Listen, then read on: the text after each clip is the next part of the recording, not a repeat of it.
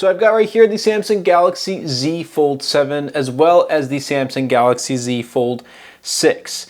And I want to compare the two and kind of talk about all of the upgrades we are getting from the Fold 6 going over to the Fold 7, but also answer the question at the end of the video, should you pick up the Fold 7 if you have the Galaxy Z Fold 6? What is going on, everybody? Welcome back. MTG here with another episode. If you're new to the channel, hi there. I've been using the Z Fold 7 for a little over a week at the time of this recording, and it's been awesome. Samsung has improved in every single category with the Z Fold 7. Yes, there is still lots of room for improvement, and there are a couple of things that, one main thing that Samsung took away with the Z Fold 7 that we'll discuss later in the video that, is present on the Z Fold 6 but on the Z Fold 7, and it actually has sparked a lot of conversation on social media. So let's get right into the design. So this is where we get the huge changes. Samsung Galaxy Z Fold 7 is much thinner. So when we take a look at it from its side, we're getting 8.9 millimeters versus the Galaxy Z Fold 7, which is 12.1. Putting these side by side, this looks super ancient, if you ask me. Even though it's just last year's model, side by side, it looks really ancient. I don't know. That's just kind of the word that comes to my mind. 12.1, and they slimmed it down to 8.9 millimeters. And obviously it does feel much lighter as well. Z Fold 7 215 grams versus Z Fold 6, which is 239 grams. So yes, it's definitely much thicker as well as a little bit heavier. However, when we unfold the fold, we get 4.2 millimeter right here on the Z Fold 7. And we're getting a much larger display, which I will be discussing about in a little bit. Now with the Samsung Galaxy Z Fold 6 unfolded, it is 5.6 millimeters. So there is a huge difference when unfolded as well. As you can see right here, the USB-C port fits perfectly snug. And putting them side by side just like this, we see the massive difference in the inner display. But I'm gonna fold these back up so we can talk about the outer display, which we also get an upgrade. 6.5 inches on the Z Fold 7 versus 6.2 on the Z Fold 6. And also the Z Fold 7 is a little bit wider, so it feels ever so closer to a normal conventional smartphone. So it's been easier to text and to watch YouTube videos, browse the web, just do daily smartphone things on the outer display with the Z Fold 7. And I used the Z Fold 6 for quite some time, and while I had gotten used to having this smaller size of the Z Fold 6 and the outer display, it definitely is a relief with its successor. So that is a huge plus on Samsung's end. Now there's also this too, when we do unfold, we are getting a much larger inner display. An 8-inch display on the Z Fold 7 versus the 7.6 on the Z Fold 6. And also, look, let's talk about this crease real quick. It's still present, however, it has been reduced quite a bit. And you kind of have to try it out in person to really get a feel of it.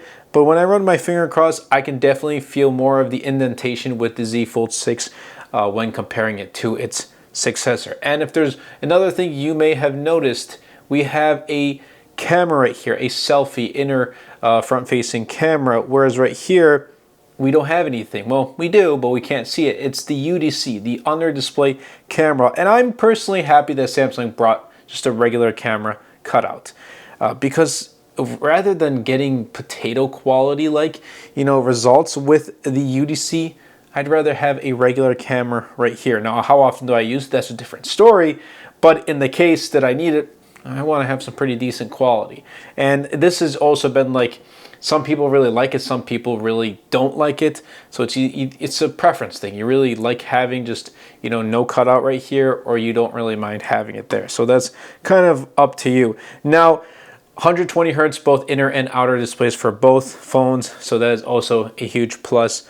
But yeah, you're going to really like the larger 8-inch display, inner display, as well as the outer 5-inch. Now, there is one thing I want to share with this design of the Z Fold 7 versus the Z Fold 6.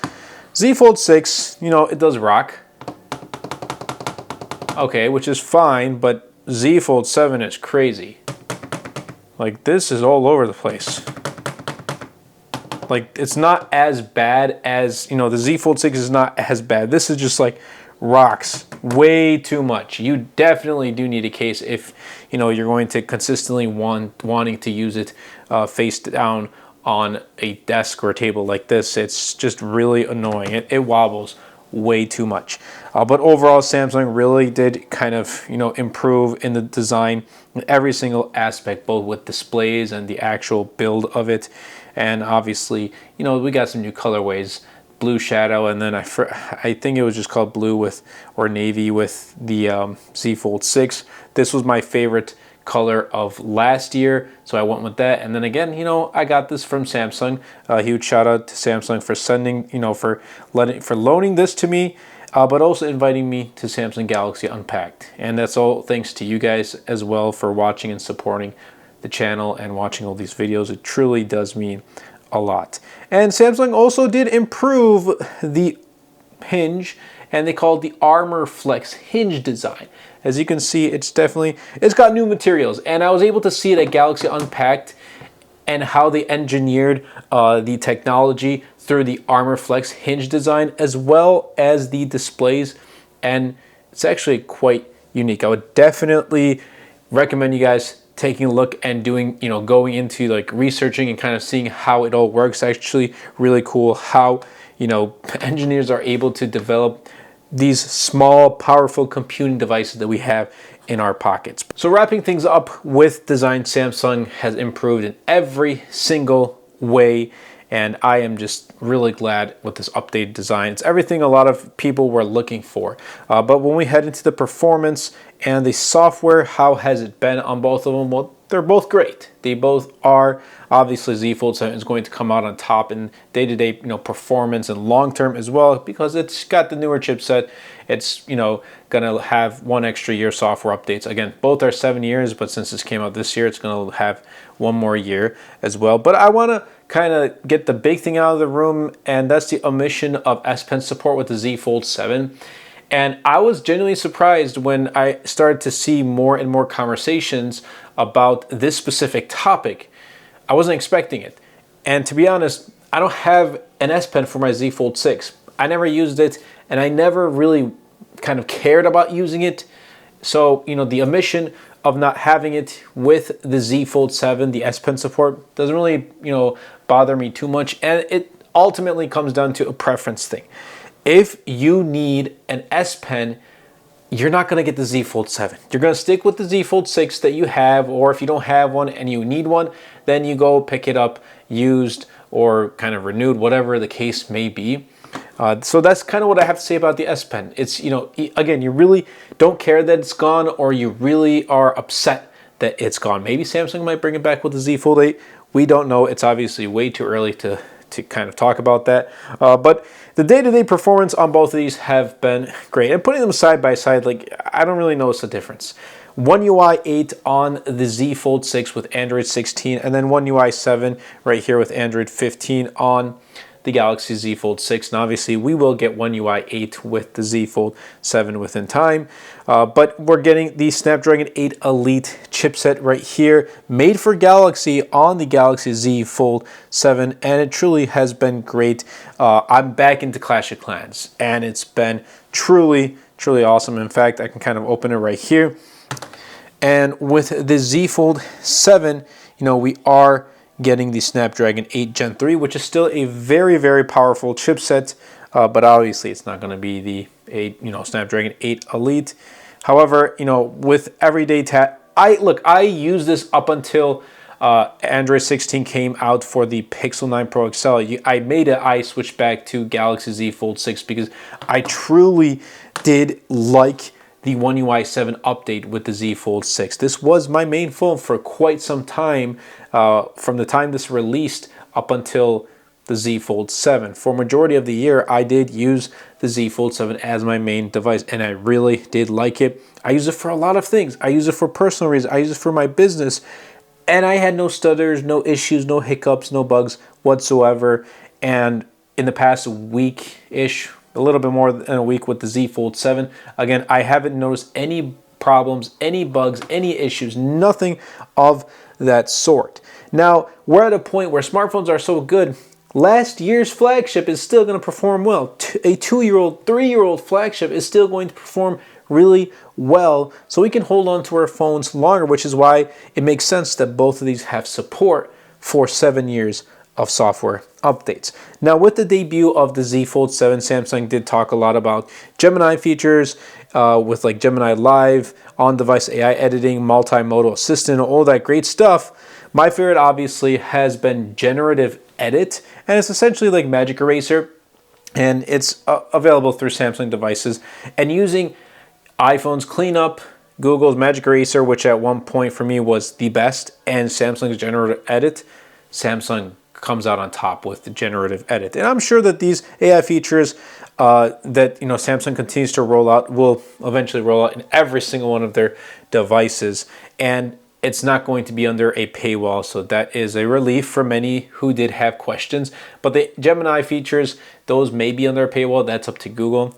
However, putting those features aside, I mean, if you're going to multitask, obviously you want to go with the Z Fold 7. If you want even a larger display to play Clash of Clans or any type of game, you're going to want to go with the Galaxy Z Fold 7. Again, we're getting a much larger 8-inch display, and it truly has been like, I'm playing this right here and I cannot go back to playing on a normal slab glass. I tried playing it on my Pixel 9 Pro XL, and while it's cool and all, I just don't get the same joy and excitement when playing on a Pixel 9 Pro XL or just a regular slab of glass. I truly love playing it here on the Z Fold 7. And they both come, these models that I have both come equipped with 12 gigs of RAM. However, if you want 16 gigs of RAM for the Z Fold 7, Z Fold 6 doesn't have a 16 gig variant, then you go for the 1 terabyte model. I don't need it. 12 gigs of RAM for me is plenty right now, but if that's you, then yes, you're going to want to go for the highest end model. Obviously, which one is going to be better long term? It's going to be the Z Fold 7. But which one is going to still perform really well right now, a year later? Z Fold 6, it's still going to perform really well. You don't need to worry about performance on either of these devices. They are rocking the latest and greatest of their time. Now, moving on to the cameras with both of these devices, there has been an improvement. Samsung finally made improvements with the Z Fold camera, and they brought the 200 megapixel main camera of the Galaxy S25 Ultra to the Z Fold 7. Now, for me, I think a foldable should offer the best of the best, the ultra specs of every single category, and that includes camera. So bring the entire camera setup of the S25 Ultra or next year's S26 Ultra and just trickle it down to the Z Fold lineup. Look, this device is $2,000. I want to have the best of the best. And if you are really focused into cameras, yes, you're going to get really good improvements this year. So it's like you're one step closer to having the Ultra foldable. I truly think foldable should be Ultra, but again, that's a preference thing. However, if you're really into photos and videos and making content and you have a choice of spending $2,000 for this or $1,300 for a Galaxy S25 Ultra, I would recommend getting the Ultra because it just has the overall better setup with a better telephoto lens, a better ultra wide lens. You're getting 100x zoom and all that great stuff. Z Fold 6 photo results they're good. Like, they will get the job done, but you'll see the improvements, especially when you start nitpicking and going into detail from the regular Z Fold 6 main camera. I believe it was sitting at 12 megapixels to the Galaxy Z Fold 7, which is a 200 megapixel. Excuse me, it's not 12 megapixel, it's a 50 megapixel wide. It's a 12 megapixel ultra wide. That's what I meant to say. But going from 50 to 200 is a huge, huge improvement. And I already did talk about this inner display, like the under display camera. So I'm glad that they removed that and just brought a regular camera. For me, actually, look, honestly, like, get rid of this camera and I wouldn't mind at all. Don't put a UDC there. Just get rid of it completely. I would be perfectly fine with it. But yeah, results on both of these are great. Photos, videos, can't really complain. I'm not too much of a picky person when it comes to camera results. So if you're looking for like really nitpicking with the camera results on the Z Fold 7, Z Fold 6, probably want to check a camera specific or someone who's really focused on smartphone cameras. That's not going to be me. I just share my thoughts about it, and they're both great. Obviously, I like the improvements with having more detailed results with the Z Fold 7. And there are software features that come into it, but generative edit on this is genuinely super good. Now, that's going to bring me into the battery department. And some may say, well, they both have the same capacities, 4,400 milliamp hours. You know, they're going to have the same battery life. No, Z Fold 7 performs a little bit better. It actually does perform a little bit better. And that's with the improvements of the Snapdragon 8 Elite, which is more battery efficient. There's going to be Android 16 with One UI 8 that's included into this formulous equation, Samsung's battery AI algorithm. All of these things are kind of like built into that formula of having slightly better battery life, even though it's the same capacity. Yes, they could have, you know, would it have been nice to get a silicon carbon battery here, having a 5,000 milliamp hour battery, even a 6,000? Yes, it would.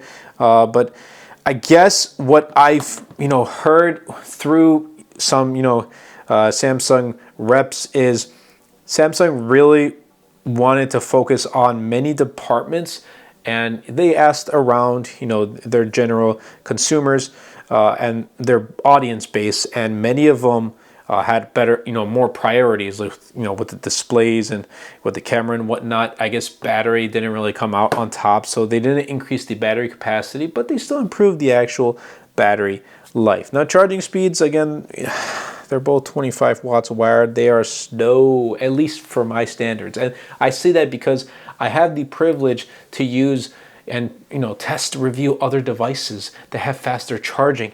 These devices charge super slow. Yes, they have wireless charging and reverse wireless charging, but come on, like 25 watts wireless charging is just super slow. So like the Z Fold 7 will get about an hour more than the Z Fold 6 with screen on time. If I'm getting like 4 hours with the Z Fold 6, for example, I usually get about 5 hours with the Z Fold 7. You know, it's not too bad for 4,400 milliamp hours. And here's the thing, since I'm around chargers all the time, whether I'm at home in my office, whether I'm out on the go, whatever the case may be, I always have a charger, so I don't really need to worry about, you know, that fear of not having enough juice to charge up my phone. Overall, though, you know, Samsung still can make really good improvements in the battery department. But that's going to shift me into the pricing, because there is a $100 increase from the Z Fold 6 to the Z Fold 7. But honestly, you know, I think it's worth it. It's worth, you know, having, well, I don't like having a price hike, but I can justify that price hike because of the improvements. So that's what I really have to say about that. But let's kind of wrap things up with, you know, my final thoughts and kind of the key takeaways. So with this design, Fold 7 is slimmer, it's lighter. It definitely, you know, while this Fold 6 feels premium, this feels even more premium, I guess. And larger displays are phenomenal.